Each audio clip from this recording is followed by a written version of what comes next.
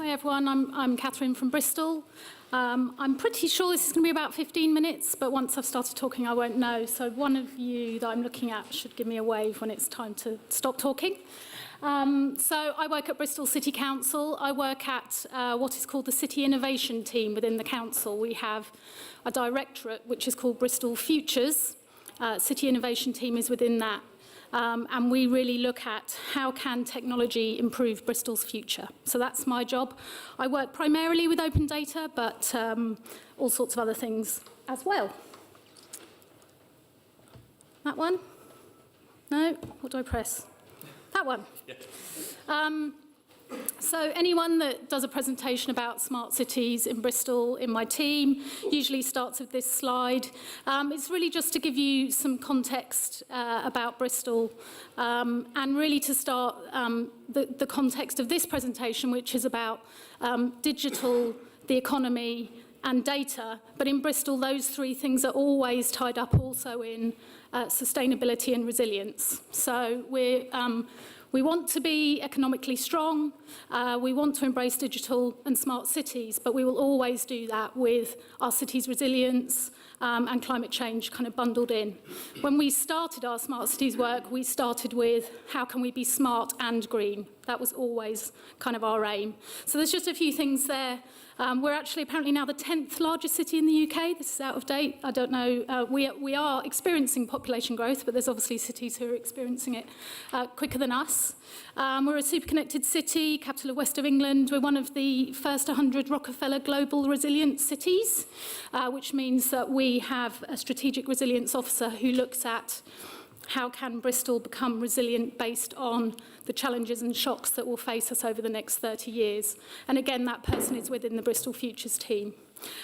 We were runner-up in Innovate UK's UK Future City Demonstrator project, which I'll talk about a bit more. And we're the best place to live in the UK, according to the Sunday Times, which of course I agree with. So thinking really about our key drivers for smart cities in Bristol and kind of refining down to that, like I said, the top two, economic and environmental. In Bristol, we're the second largest cluster of digital employment apart from London in the UK. So digital employment and the opportunities that that brings us as a city are really important. But again, in line with the environmental challenges. We had a big delegation at COP21 last year, and the city's committed to being carbon neutral by 2050. So again, smart cities work is always for us rooted in economics and the environment. And efficiency and transparency, which are important as well.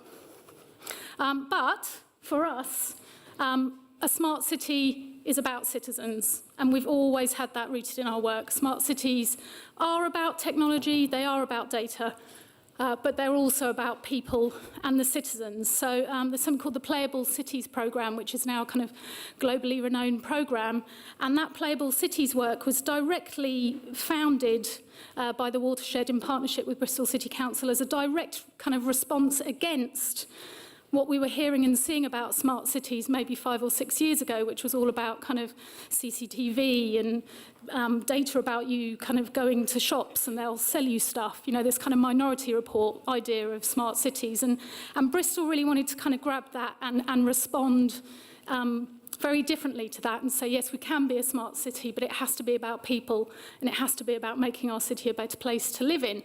Any of these people in this picture, if you said to them, what kind of city do you want to live in? They probably wouldn't say, oh, I want to live in a smart city, but they would say, I want to live in the kind of city where an artist decides they want to build a water chute down the steep hill in the centre of town, the citizens decide to crowdfund for that, and the council says, yeah, let's make that happen. They're the kind of cities that people want to live in.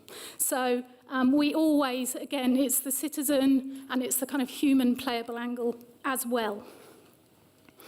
A really quick whiz through some of the work that we've done in Bristol. Following on from what Tom said about leadership, this quote at the top from Councillor Mark Wright in 2010, that made it very clear there's two kinds of data in Bristol in the future.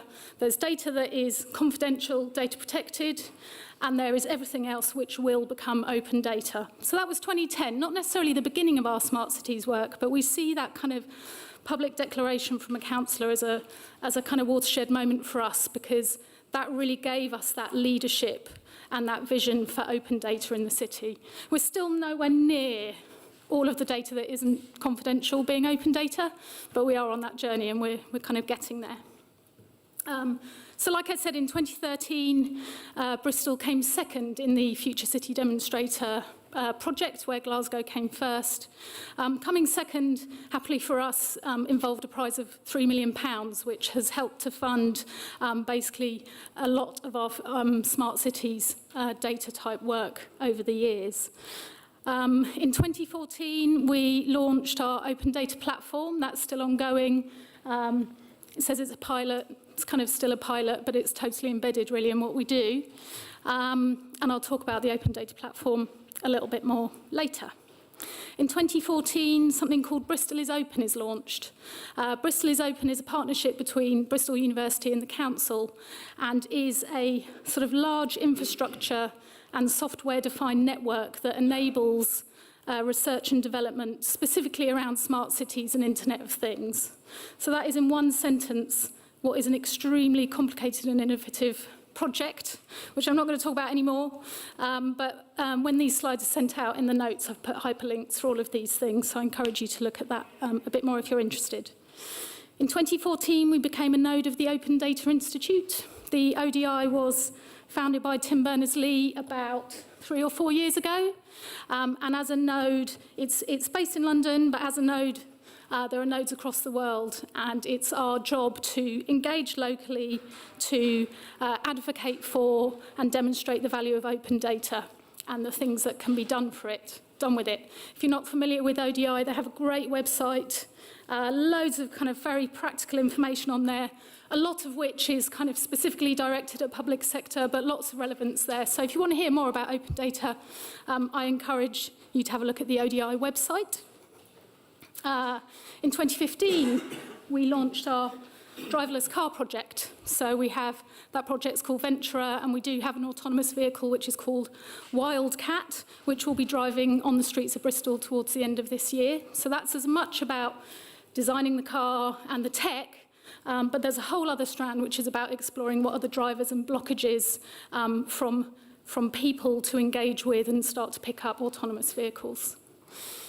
I've got this far and only just mentioned transport. Anyone that knows Bristol knows that transport is one of our top issues. Trying to get around the city, travel to and from the city is usually the kind of top thing that citizens want to have improved. In response to that, my team commissioned what we call the Bristol API, which is our own bespoke mobility API. So all of our mobility data and real-time data goes through the Bristol API. We commissioned that, and that was made for us by a really great company called Urban Things, who are an SME startup based here in London. And they worked with us to not just build the thing and get it working, but we have a programme of engagement events running throughout this year, kind of hackathons, essentially, to get people building stuff with the data. And next Monday, our first app that runs off the Bristol API is hitting the app stores. So we're really, really excited about that. I don't know if you could see at the bottom there, 2015, so November last year, our citizen sensing project, which is increasingly known as the Bristol approach to citizen sensing, was launched. That project is with partners Knoll West Media Centre. Knoll West Media Centre are based in Knoll West, which is one of the more deprived parts of the city, inverted commas deprived parts of the city, and they run fantastic projects with communities based around digital and art. So that project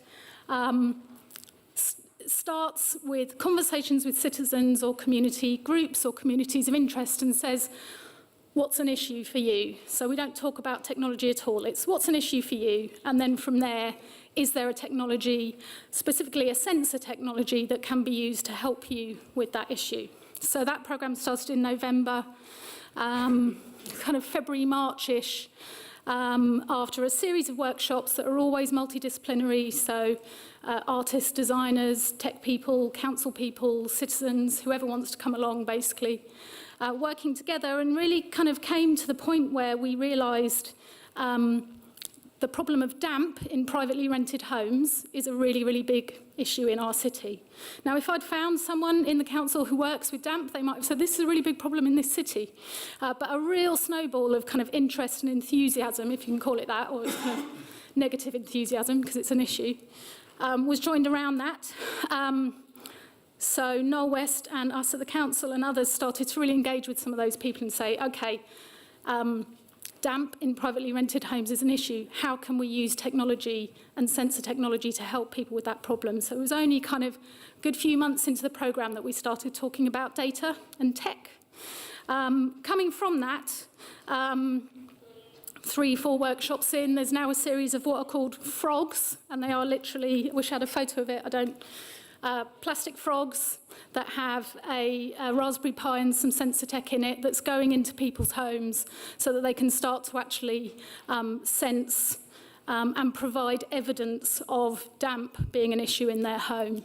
And it's I could talk to you about that project all day. Unfortunately, I can't, but just this weekend they had an event to start for the first time to look at that sensor data that's come from the frogs. So we think we've got a fantastic example there of there being an issue, citizens saying it's an issue, us finding out that there's a way to use data to help them advocate for that issue, because actually private rental is such an issue in Bristol that people, even if they're living somewhere that's damp and their kids are being affected and, you know, there's health effects, there's kind of general well-being effects, there's the fact that, you know, all your clothes go mouldy, that's a financial effect. But because rental in Bristol, the market is as it is, people kind of would say something to their landlord and their landlord would say, all right, go and live somewhere else, fine.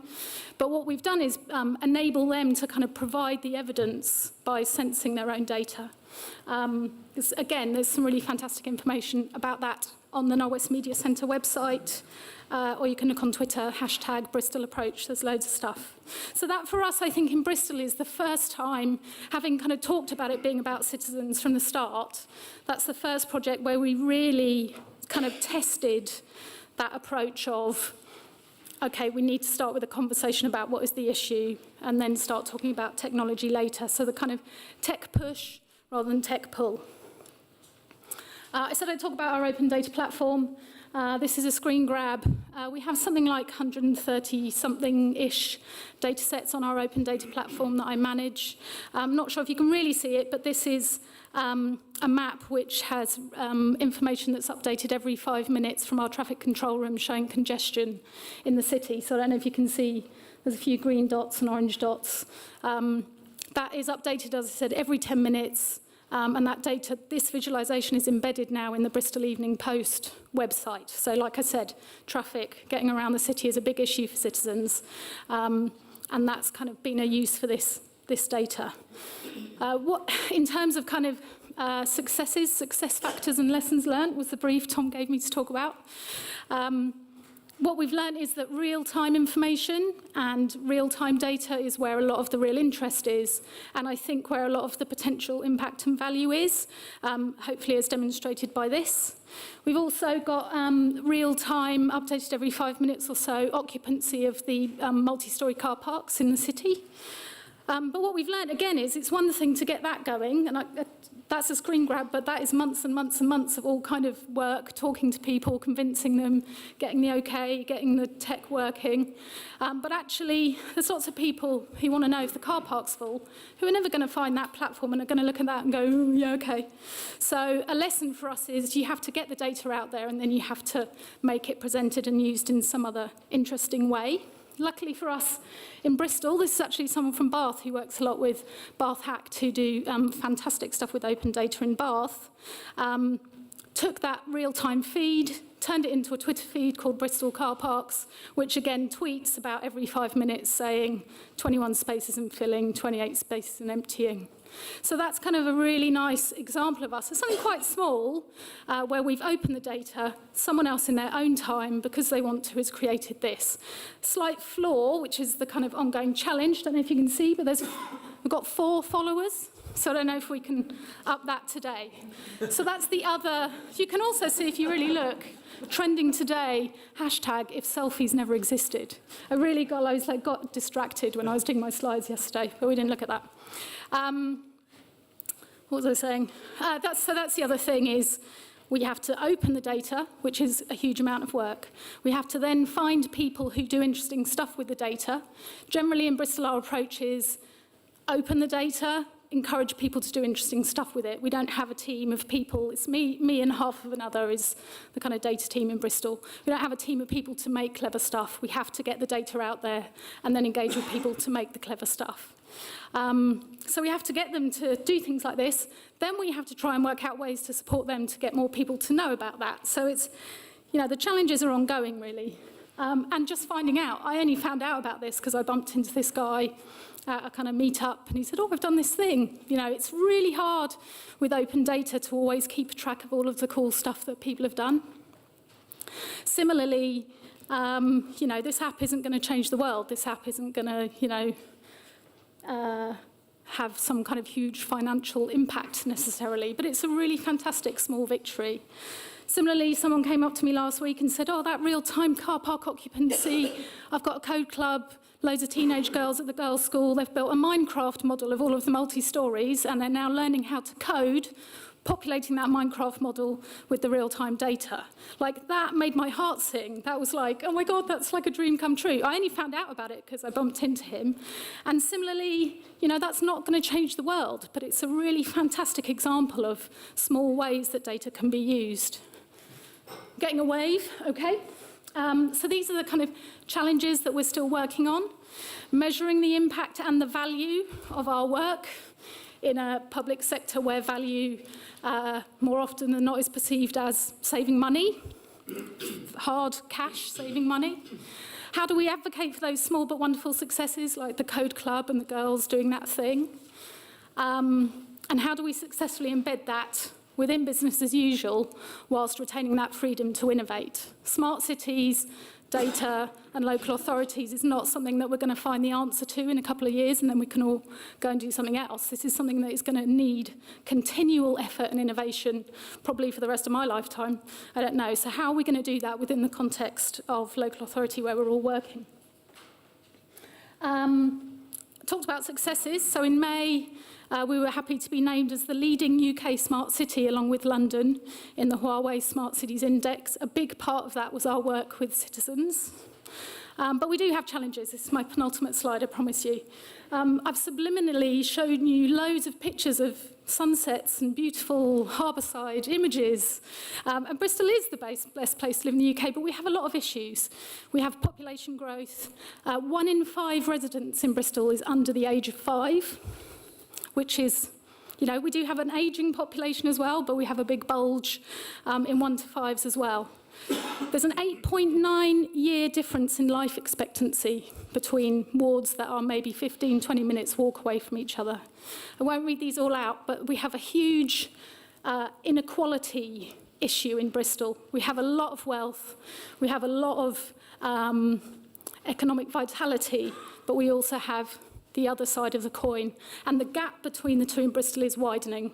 So that is an issue for you, for us, for everyone, for me. What does that have to do with data and smart cities? I think the lesson we're learning is we've always approached data with the citizen at its heart. But I think for us in Bristol, increasingly, we have to think about the citizens that need us maybe more. How can we use data and smart city stuff to help create a more equal city? So that is our challenge. And how do we measure and evidence that? Gesher and I just had a little bit of a conversation about that. How we measure and evidence it, I think, is increasingly a challenge for us. And there's another subliminal, beautiful picture of Bristol for me to end on. Thanks, everybody.